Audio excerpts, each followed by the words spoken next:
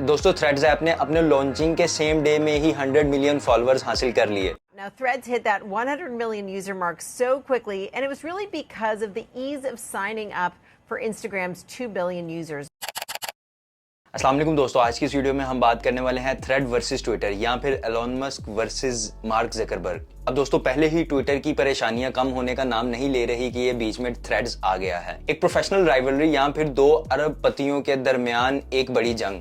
एक तरफ $250 बिलियन के एम्पायर का मालिक, दूसरी तरफ एक सीधा साधा 108 बिलियन का मालिक। एक हाथ पर टेस्ला, न्यूरोलिंक्स, ट्विटर, स्पेसएक्स और पेपाल या यूं कह लें $244.3 बिलियन के पीछे का जीनियस माइंड, और दूसरे हाथ पर है मेटा, फेसबुक, इंस्टाग्राम और अब थ्रेड्स। या फिर दोस्तों आसान अल्फाज में यूं कह लें कि $109.6 बिलियन की मलकियत रखने वाला ग्रेजुएट, जिसने दुनिया में सबसे पहले सोशल मीडिया और एक दूसरे से फोन के अलावा मैसेजिंग, वीडियोस, शेयरिंग और चैटिंग के जरिए राब्ता करने का आसान तरीका निकाला और ऑनलाइन कॉन्टैक्ट को ट्रेंड में लाया। अब दोस्तों थ्रेड के इस ऐप ने आते ही धूम मचा दी। हैरान तौर पर थ्रेड्स ने रिलीज होते ही दुनिया भर में सिर्फ 5 दिन के अंदर ही 100 मिलियन फॉलोअर्स हासिल कर लिए और दोस्तों अपनी कंपेटिटर ऐप यानी ट्विटर के मुकाबले बड़ी तेजी से अपने सारिफिन में मशहूर हो रही है। इस ऐप में कई क्वालिटीज हैं जो दूसरी ऐप्स जैसे ट्विटर, फेसबुक और इंस्टाग्राम से कई बेहतर हैं। जैसे कि अगर आप थ्रेड्स में साइन इन करते हैं तो इंस्टाग्राम के जरिए भी लॉग इन किया जा सकता है, और जो लोग आपको इंस्टाग्राम पर फॉलो करते हैं वो ऑलरेडी आपके थ्रेड्स पर भी एज अ फॉलोअर्स आते हैं।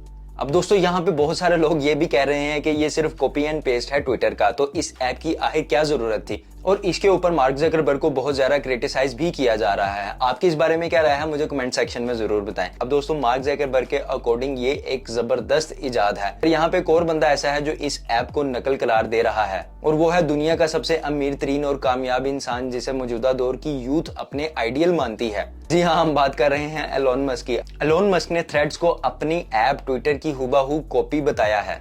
इनके अकॉर्डिंग ये ऐप सिर्फ एक बेहतरीन नकल है और कुछ नहीं। एक सोशल मीडिया पोस्ट में एलोन मस्क ने कहा, हमें फ्लाइंग कार्स की जरूरत थी लेकिन बस नकल की हुई 7 एप्लीकेशंस मिल सके। एक और जगह उन्होंने कहा, मुकाबला करना सही है पर नकल करना नहीं। अब दोस्तों यहाँ पे उनकी बातें तो सही हैं, लाइक अगर आपने किसी के साथ मुकाबला करना है तो आप उससे कुछ बेहतर करेंगे, ना कि उसकी कॉपी।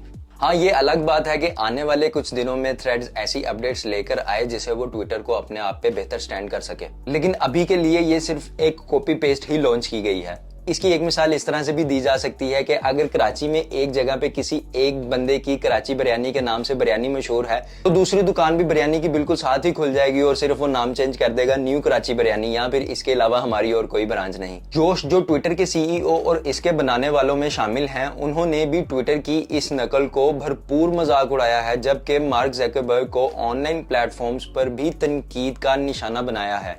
अब दोस्तों एक इंटरेस्टिंग ट्विस्ट यहाँ पे ये भी पैदा हुआ है कि ये लड़ाई अब सिर्फ जुबानी कलामी नहीं रही, क्योंकि कुछ दिन पहले मार्क ज़करबर्ग को एलोन मस्क ने थ्रेड्स रिवाइलरी के सिलसिले में एक फिजिकल फाइट या बॉक्सिंग के लिए चैलेंज कर दिया है, और ज़करबर्ग ने इस फाइट को कबूल भी कर लिया है और अलेक्जेंडर वोल्कानोव्स्की को हायर किया है ताकि वो इन्हें ट्रेन कर सकें।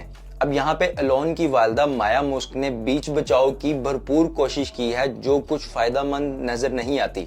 जहाँ लोग मस्क के इस स्टांस को सपोर्ट कर रहे हैं, वहीं कुछ लोग मस्क के खिलाफ भी नजर आते हैं, और इसकी बड़ी वजह उनकी तबाहकुन तौर पर ट्विटर को खरीद लेना है। जहां थ्रेड्स को लोगों में पसंद किया जा रहा है, वहां ये पसंदीदगी मस्क के लिए हजम करना मुश्किल होती जा रही है, और जो कि दोस्तों एक नेचुरल सी बात भी है। दोस्तों इससे भी थोड़ा आगे बढ़े तो मस्क ने थ्रेड्स के नाम पर मार्क ज़करबर्ग पर शर्मनाक कमेंट्स भी पास किए हैं, जो पहली दफा नहीं है, वो दूसरे लोगों के साथ भी ऐसा ही करते आते हैं। You can put a TV on your nose. Yeah. It's like weird, like, you know, when I grew up, it was like, don't sit too close to TV, it's going to ruin your eyesight. Elon Musk ने 7 अक्टूबर 2022 में Twitter को $44 billion में खरीद लिया था, और फिर इस ऐप पर ऐसे चेंजेस किए जो पुराने सारिफीन को गिरा गुजरे। जैसे ट्विटर पर आप कोई भी ब्लू टिक यानी वो टिक जो सिर्फ वीआईपी या वेल नोन पर्सनैलिटीज के लिए महदूद रखा गया था, अब पर मंथ सिर्फ $8 देकर खरीदा जा सकता है। इससे ऑथेंटिकेशन और सोशल बैरियर्स में कमी तो आई, पर अब हर कोई ब्लू टिक अकाउंट होल्डर बन सकता है, जिसे मिस इन्फॉर्मेशन फैलाना बहुत ही ज्यादा आसान हो गया है और ट्विटर पर कुछ भी कभी भी फैलाया जा सकता है। The blue tick will be for $8 a month on Twitter. That's the piece of breaking news that's coming in. Twitter की मौजूदा user count 353.9 million active user पर मुश्तमिल है और बाकी 200 मिलियन के करीब इनएक्टिव अकाउंट भी हैं जो इतने सालों की मेहनत है, जबकि थ्रेड्स को सिर्फ एक हफ्ते में 100 मिलियन एक्टिव यूजर्स मिल चुके हैं। मस्क की ये फिक्र और कंपेटिटिव नेचर ट्विटर को लेकर अभी की बात नहीं है। अब दोस्तों, इससे पहले भी बहुत सारी एप्स ने ट्विटर को जबरदस्त मुकाबला दिया है, जिसमें मास्टरडोन का नाम सरे फहरिस्त है, जिसके हर महीने 2 मिलियन के करीब यूजर्स बढ़ते जा रहे थे, पर अब ये गिरकर 1.4 मिलियन को हो चुके हैं। अब यही काम थ्रेड्स ने एक कदम और आगे बढ़कर कर दिया है। सारिफिन फेसबुक और इंस्टाग्राम से ऑलरेडी मनूस हैं। अब जबकि थ्रेड्स इन दोनों एप्स को लिंक करके आसानी फराहम कर रहा है, तो ट्विटर की परेशानी बिलाशुबा जायज है। पिछले दिनों एलोन मस्क का फेमस ऐप चैट जीटीपी भी रिलीज किया गया, जिसने कई रिकॉर्ड्स तोड़ दिए, पर मार्क ज़करबर्ग की इंस्टाग्राम थ्रेड्स इस ऐप को भी पीछे छोड़ चुकी है, क्योंकि जो 100 मिलियन फॉलोअर्स थ्रेड को सिर्फ 5 दिन में मिल गए, वो फॉलोअर्स चैट जीटीपी को 1 महीने में हासिल हुए हैं। तो फिर एलोन का परेशान होना तो बनता ही है, पर फिर भी अपनी हार तस्लीम करना शायद इस बड़ी ऐप के लिए मुश्किल साबित हो रही है, क्योंकि इसकी सीईओ और वर्कर्स इस ट्विटर के पिछले चंद दिनों में दूसरी ऐप्स के साथ कंपेयर करके तारीफों के पुल बांधते नजर आ रहे थे। जैसा कि ट्विटर के नई सीईओ लिंडा याकोरोनी ने एक ट्वीट में ये कहा कि do you want to be left hanging by a thread, जो कि थ्रेड्स के ऊपर किया जाने वाला तंज था। साथ ही कुछ सीईओज ने ट्विटर के यूजेज में रिकॉर्ड ब्रेकिंग का दावा भी किया, जिसके कोई खास स्टैट्स पेश नहीं किए गए, और ऐसी स्टेटमेंट्स ट्विटर और उसके कर्ता धर्ता में सेल्फ डाउट की तरफ इशारा कर रहे हैं।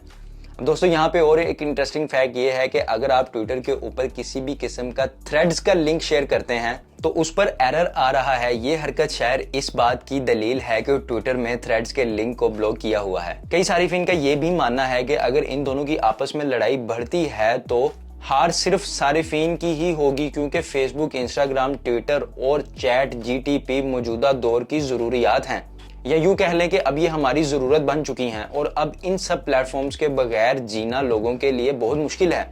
एलोन और मार्क का झगड़ा बहुत पुराना है और इनके बीच की तारीख शायद अभी शुरू ही हुई है। अगर आप चाहते हैं कि मैं इस पर भी एक तफसीली वीडियो बनाऊं तो मुझे कमेंट सेक्शन में बता दें। मेरे मुताबिक दोस्तों, यहाँ पे बात सिर्फ इतनी है कि इन दोनों के अपनी पावर के चक्कर में यहाँ पे हमें सिर्फ एक और ऐप दे दी गई है, ताकि हम अपने दिन का एक और घंटा उस पर ज़ाया कर सकें।